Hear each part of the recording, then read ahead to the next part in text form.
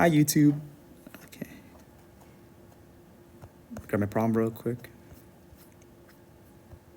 Here it is. Okay. So this problem has a lot of components, but we'll break them down one by one and slowly. So first off, steam is entering a turbine. So let me talk about a turbine real quick. Essentially, for turbines, I'm pretty sure we talked about it already, but you have a high concentration of energy coming in, and that powers your turbine to spin, producing positive work. So it's generating work, so it's positive work value. And then what comes out should have less energy overall. That's how it works. So that's what a turbine is. Okay, so we're given that steam enters a turbine with some stuff, some values that we're going to use in a bit, and it exits with these values. So that means one inlet, one outlet, and we're told that the whole system is steady state. Okay, so for inlet, I'm going to call it state 1, and outlet, I'm going to call state 2. So let me write down what each of the states entails. State 1, we're told steam. Instantly, you should say that that's a superheated vapor. Okay, it has a pressure of 30 bars, and it has a temperature of 400 degrees Celsius. And this time, instead of giving a mass flow rate as usual, we're given a velocity. So velocity, 160 meters per second. All right, state 2, we're told it's saturated vapor. Saturated vapor implies that the quality is 1. So we can use our steam table or steam curves to get these values. So it's saturated vapor at 100 degrees Celsius. And its velocity going out is 100 meters per second. So, at least for this is all we're given for this part. An additional component that makes this problem different, that introduces chapter 6 concepts, is the fact that, first of all, we're trying to find entropy. Obviously, that's chapter 6 topic. But the second thing is we're given an average outside temperature for the turbine. So because steam's going into this turbine, very hot steam, the temperature here on the system, it's given to us as 350 degrees kelvins on a surface temperature. And then it diffuses into the atmosphere, whatever, it's probably STP. So STP usually refers to temperature of the environment or surroundings. Is like 20 degrees Celsius, which is like, I think it's, yeah. But the general thing is there's temperature on the turbine that's diffusing into the environment. That's what's going on here. So we want to find the entropy value for that process. So let's start with that second law of thermodynamics. So second law of thermo. We are, earlier, for the past 2 problems, we've been using the fact that change in entropy is just a redefinition of the Clausius inequality, which is integral between some x, y amount of states for heat transfer off to the surfaces divided by the temperature of that surface itself, plus the irreversibility term. So that's for closed systems. For open systems, let's put a dot in everything because everything's with respect to time now. And yeah, system. Just like the first law of thermodynamics, introducing open system introduces our mass flow rate terms. This could come in again. So as usual, we would add mass that's coming into our system, which is from state 1, which is inlet. So mass coming in, we multiply by the associated entropy value for that substance, gas, vapor, liquid. And we subtract by mass flow rate out, going out of our outlet, which is associated with state 2. So this term is new for open systems. A nice thing is that we're told that everything's in steady state, meaning that even though the air's entropy changing from the inlet and outlet, when we look at the control volume itself as time progresses, those 2 values don't really change, the entropy at the outlet and inlet. So that change is going to be constant over time. Therefore, we evaluate this to be 0 because steady state. It's 0. Even though the inlet and outlet have different entropy, its rate of change over time is 0. Nothing's really changing. Okay, so what am I going to do? We want to solve for this term, as usual. So let me isolate some stuff. First thing I actually want to do is come back to the problem itself, or this thing, diagram real quick. One inlet, one outlet at steady state. We can reasonably imply that due to conservation of mass flow rate in is same as mass flow rate out. And we're just going to drop the subscripts and just call it m dot.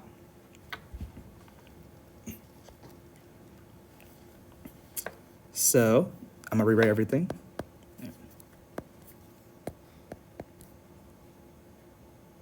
I'm also going to drop the integral because I'm just going to say, it's actually just Q. I'm going to say just heat transfer of the overall system divided by temperature of the surface, because it's just one surface with one temperature. We can just say it's just one thing. So this integral drops to just one thing. So it's Q dot of our system, our turbine system, divide by T. T turbine.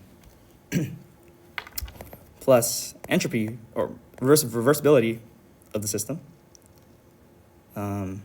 Plus the mass flow rate times the difference between the inlet entropy and outlet entropy. I'm going to now solve for this term. And I'm going to divide by the mass flow rate because we don't really have it, and it's okay. And we can answer the problem in terms of entropy over mass. Entropy over mass. I bring this over. And I'd bring this over.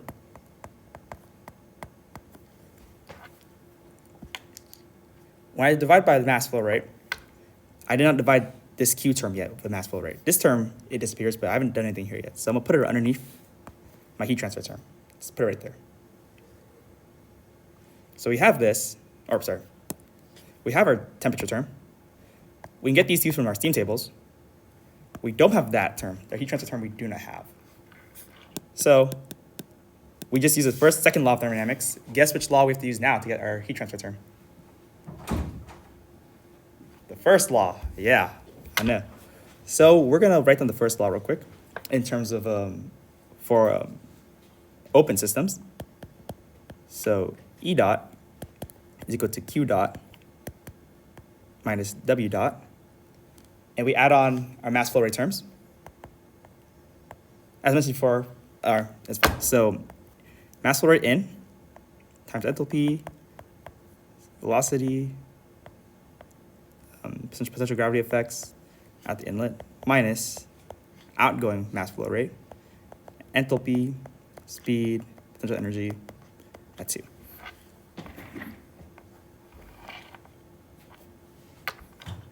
We can, I'll call them all systems. For work, I labeled it T earlier, so I'm just keep that convention. So it's WT. We can ignore potential energy as usual. We can't ignore velocity effects this time. And this is where I went wrong in the last class, I believe. So we'll keep this in mind.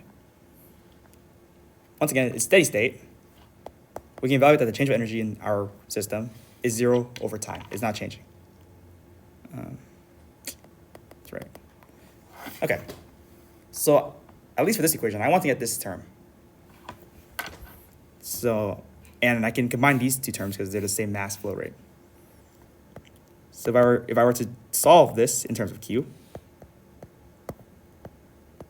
I'd get the following. So I'd bring work over.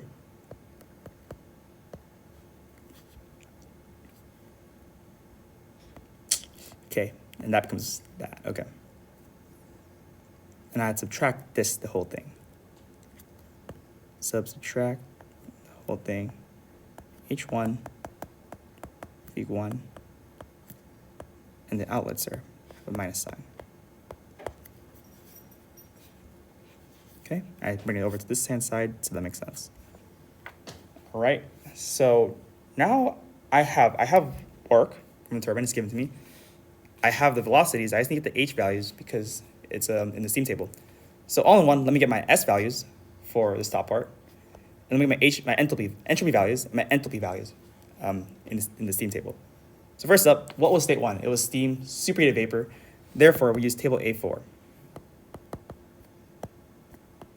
And we know it's 30 bars and 400 degrees Celsius. I have it right here. 30, 30 bars, no, 30 bars, 400. The fourth column, or this column, is enthalpy, and this column is entropy. So let me get those two values and write them down.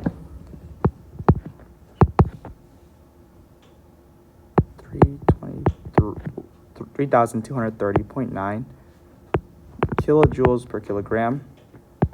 Enthalpy is 6.9212 kilojoules kilogram kelvins.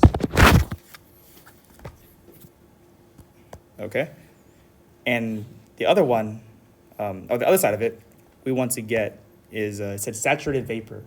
So we can use our table, and it's with respect to temperature. So we can use table A2, which uses temperature as the leftmost column, and we're going to evaluate it at I think it was 100 degrees Celsius. So I can get my state 2 terms. So let me go back real quick. 100 and 100 degrees. Where is that? Okay. So I mean, it's not the best highlighting in the world, but there, SG, that is my enthalpy for 2, and HG is right here. So I'm writing these two values, and we have everything we need to solve the whole problem. H2 is 2,676.1 kilojoules per kilograms. Entropy, 7.3549 kilojoules per kilogram per Kelvin. Let's start with solving for heat transfer.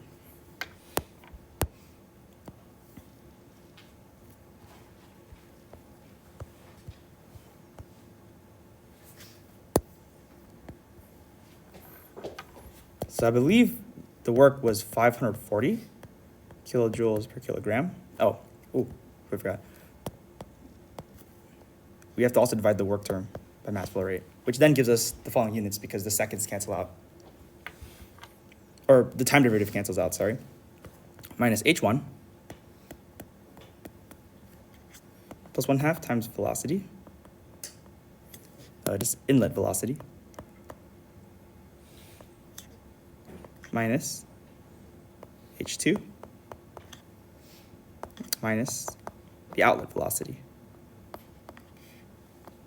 So here's a mistake. In order to get to kilojoules per kilogram, these two units are already in this term, but when you evaluate velocity like this, you get joules per kilogram, not kilojoules per kilogram. So anything with the velocity, I believe we have to divide by an additional 1,000 in order to get to the right units. Because what is velocity squared? That's meters squared per second squared, which is, just joules.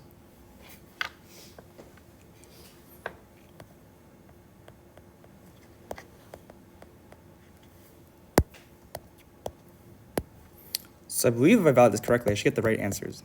So it'd be this minus, I'm going to combine the enthalpy values first. So 3,230.9 minus 2,676.1. I get 554.8 kilojoules per kilogram. And then I subtract by the difference in velocity. So that's 1/2 times 160 squared minus 100 squared divided by 1,000. I then get 7.8 kilojoules per kilogram. So in most cases, like, you neglect velocity, but the difference is large enough where that we get some value or some difference as a result of it.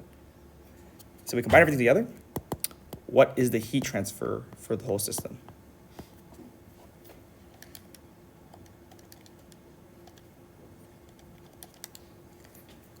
I get a heat loss of 22.6 kilojoules per kilogram. That's the heat loss for the turbine. Any questions about that? All right. Finally, the last step is to implement our term into the second law of thermodynamics, which we have initially solved for but couldn't finish off.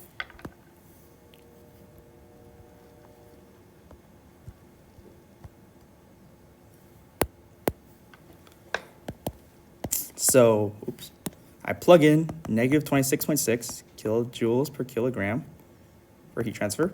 I divide by the temperature of the turbine surface, which I remember is 350 kelvins. Then I subtract by the difference between the enthalpy at the inlet minus outlet. What was inlet? Inlet, 6.9212, and the outlet was 7.3549. 7, so all divisible by 7s. Kilojoules per kilogram per Kelvin. Okay.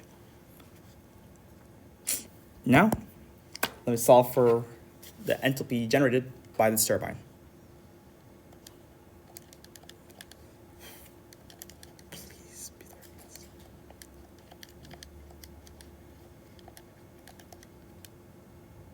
All right, that's good. We get a positive value. So we get 0.498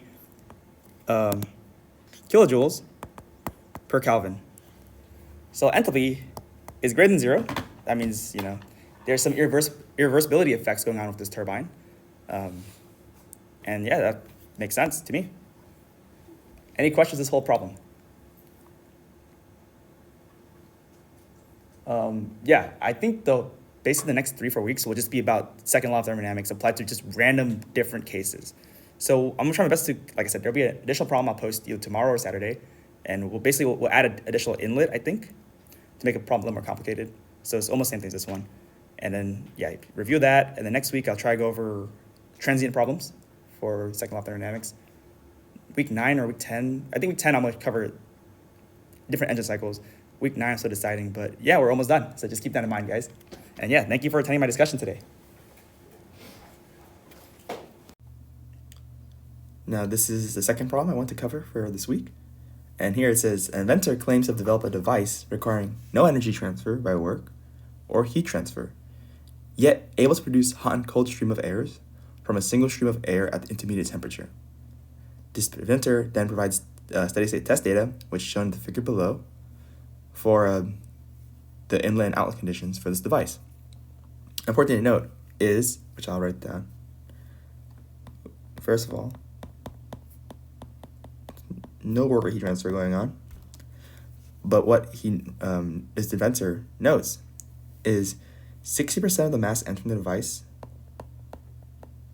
which is the inlet, comes out at the lower temperature. The cold inlet, which is this third condition here, and then that must mean that due to the law of conservation, which I'll calculate down here, that means that the remaining 40% comes out on the hotter side. So when I first saw this problem, my first thought was like, it's cap. I can't see this happening. How can this inlet condition come out, go inside this cycle, this tube, this engine, and then just kind of split apart into a hot stream and cold stream? I could see it if it was two inlets, a hot inlet and a cold inlet, mixing to form like an intermediate temperature, but I can't see the opposite. So how do we prove this? We're given a lot of data right now, as mentioned in the problem statement, but as long as this data set satisfies the first law of thermodynamics and the second law of thermodynamics, there's no reason to not believe it. So let's start with the first law of thermodynamics. For a closed system, our first law comes out this form. Change in total energy is equal to the heat transfer minus the work. Dealing with an open system, we'll take kind of like the time derivative of everything and add on our mass flow rate component. That's what I remember. This word is chamber. It's inside the chamber. Okay.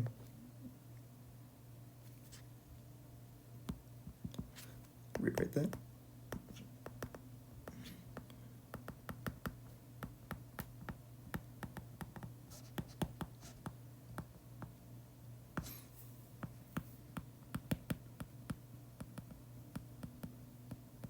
Oh. Okay, so this problem is that we're just meant to prove like this person's point. I don't see any velocity differences, or it's not given to me. I also don't see any difference in heights mentioned as problems. So I'm gonna take out all these terms back here. And I know that my inlet condition is just, inlet 1. And and my out conditions are 2 and 3. So let me write, and from earlier, there is no work being done and no heat transfer occurring. We're also told that this condition is steady state. Therefore, change in total energy over time is just 0. This then simplifies this entire equation down to just m1 h1 minus, m dot 1, and then m dot 2 h2 minus m dot 3 h3. So our equation only involves enthalpy values. I should probably also mention that what we're working with is, which is told to us in this known statement, is it's a stream of air, ideal gas model of air.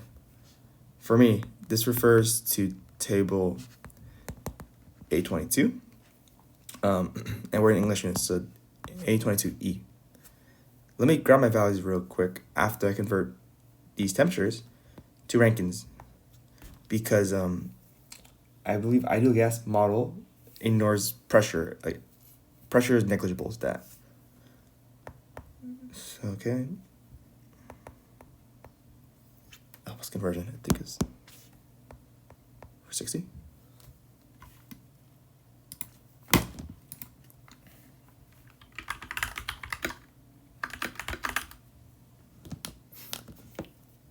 Okay.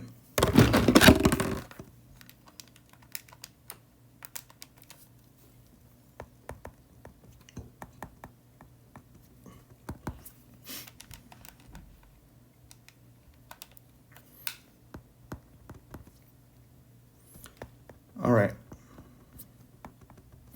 Now with everything done, let me get my enthalpy values at those 3 states.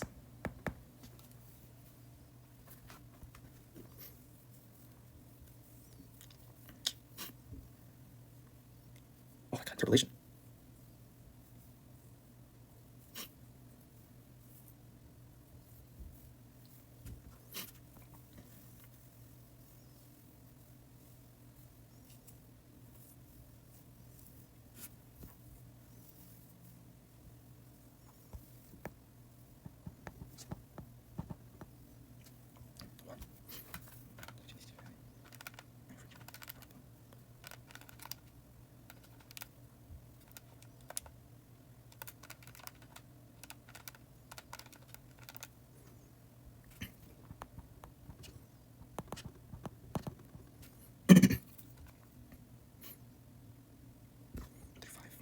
Way closer to the side.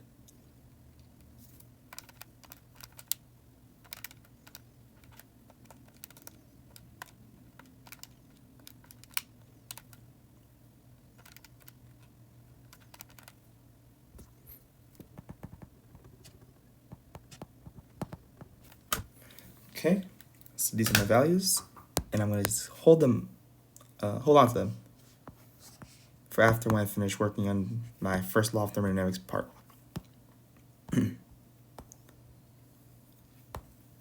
So where should I go from here? So we currently have 3 unknowns right now, but we're given, based on like the conservation law and what's given to us in the problem statement, we have these kind of 3 equations we can work with. Let's start with this one. The inlet mass flow rate is equal to the 2 outlet flow rates. So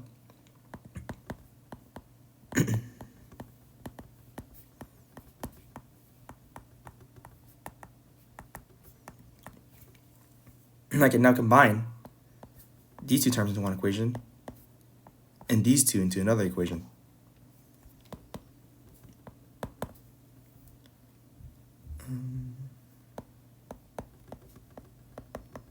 Okay, I combine those and I combine these. So this side refers to, I believe this is like the colder side, or is it the hotter side? Hotter, okay. This is the hotter side, and this is the colder side, or the cold air side. Hot air comes out the side, cold air comes out the side. Okay. We still have 2 unknowns in this equation, so we're going to revert back to the given part of the problem statements, that the mass flow rates are just ratios of the inlet.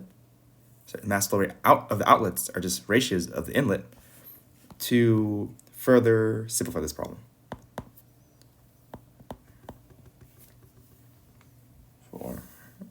Yeah.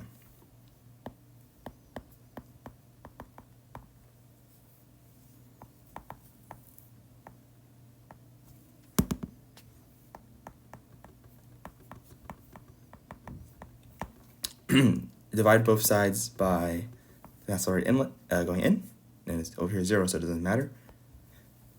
And I get the following form.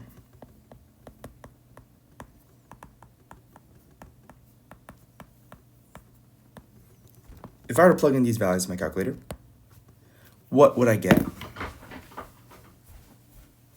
I can find my calculator.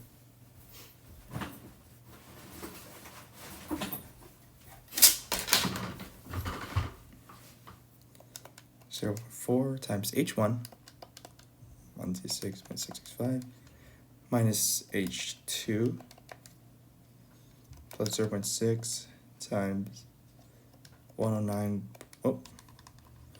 126.665, minus 0.9.9. I get negative 0.03.2, but due to rounding errors with interpolating from these tables, I'm going to assume that it's close enough to 0 and say that the first law holds.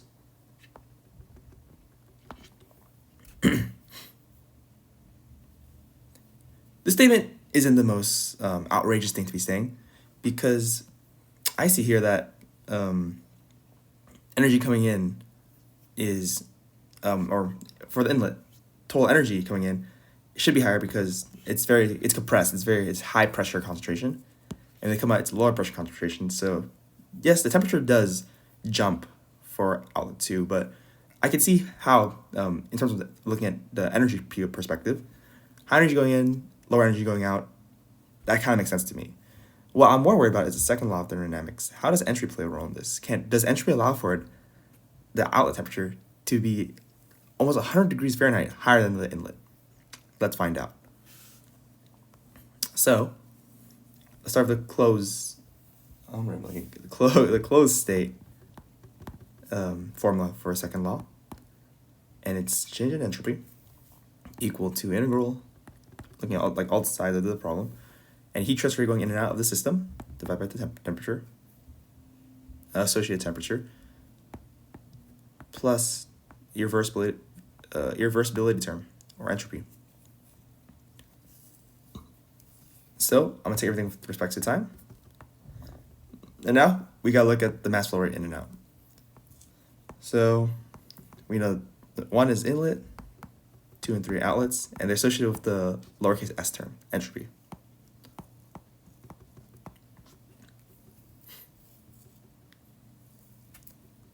So this is a formula.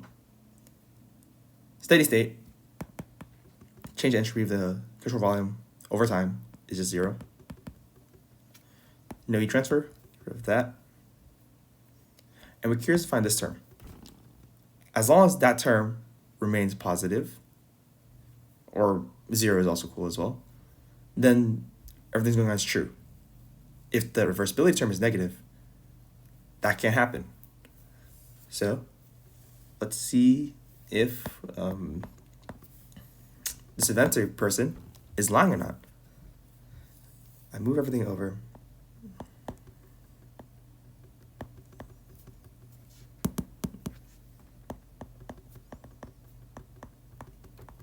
And once again, I'm going to turn that mass flow rate 1 into the combination of 2 and 3 based on our conservation law.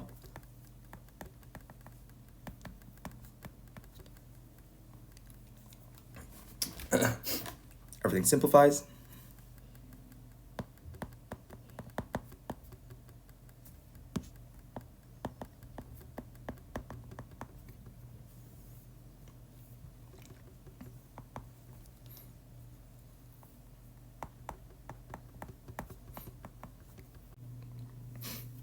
So in the case of ideal gas laws, this equation is valid to use right here. This set for 3.47 and the 2 above it.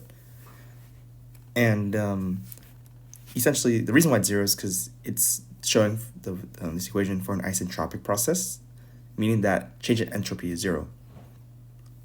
Our entropy might be changing, so we'll just replace that 0 with S2 minus S1, or whatever the difference in our S's are. Okay, and then I'm going to just, can I copy it over? I think I can screenshot.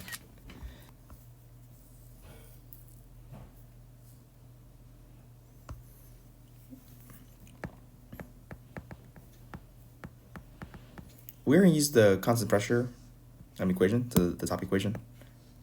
So we're going to be using, and in order to use it, we need to evaluate our constant pressure term. For air, K is most likely 0.4.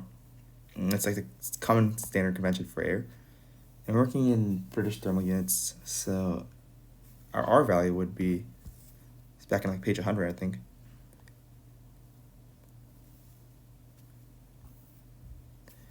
Um, 1.986 British thermal units per pound mass, per pound moles per Rankine, divide by K minus 1, and I gotta do the molar mass term. I think for air it'd be 28.96 pound mass per pound mole, giving me a CP value of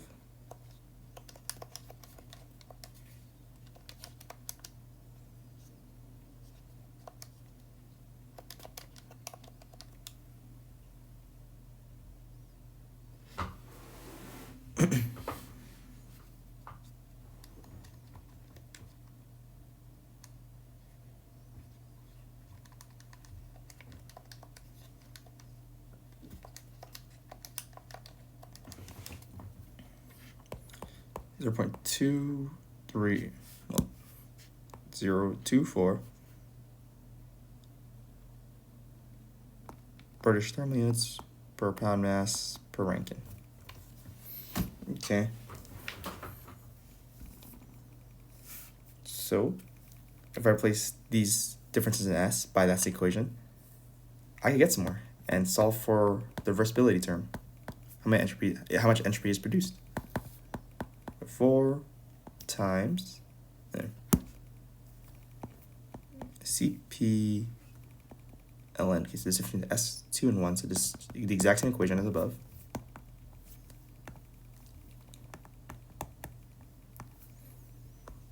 And for the bottom term, I replace all the subscript 2 of subscript 3's.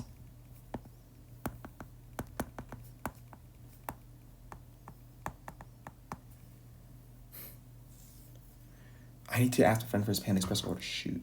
Okay, I'll do it later.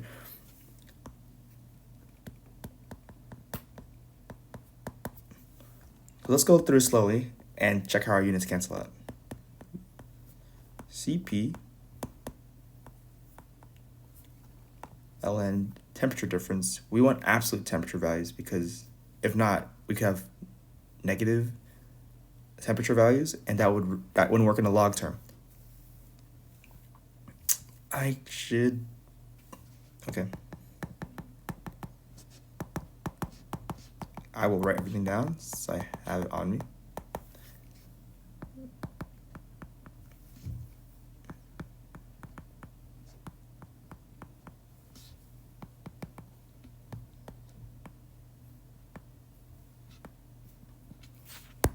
That's everything.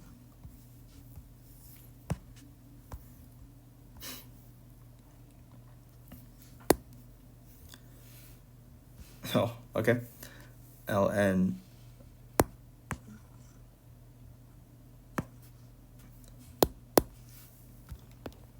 T2 over T1 minus R. But everything else is in terms of British thermal units per pound mass. So probably like R bar, this term, R bar divided by molar mass.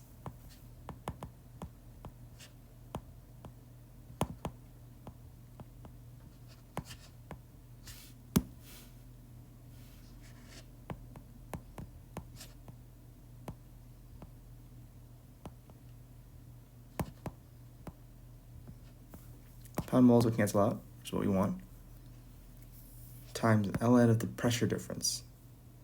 2/3. Pressure 2, sorry, 2/1. That's what it was. Okay. And this whole thing is for this is the outlet for the outlet 2, which was the hot air side, I believe. So now, looking at the cold air side, our equation basically mirrors the top equation. All I gotta do is change our T2 value to T3 and our P2 value to P3.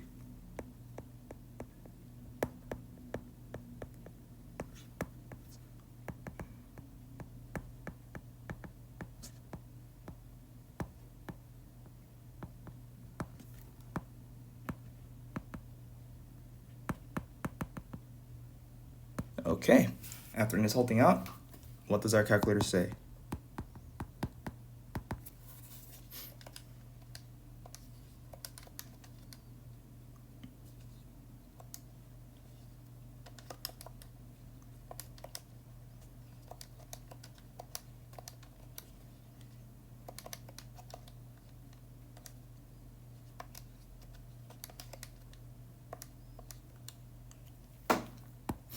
First part produces the following entropy.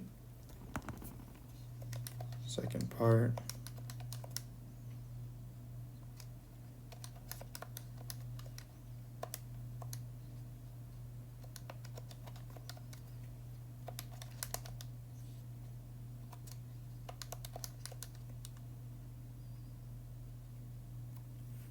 produces following entropy value. And by the looks of it, reasonably positive, so falls out the realms of our expectations.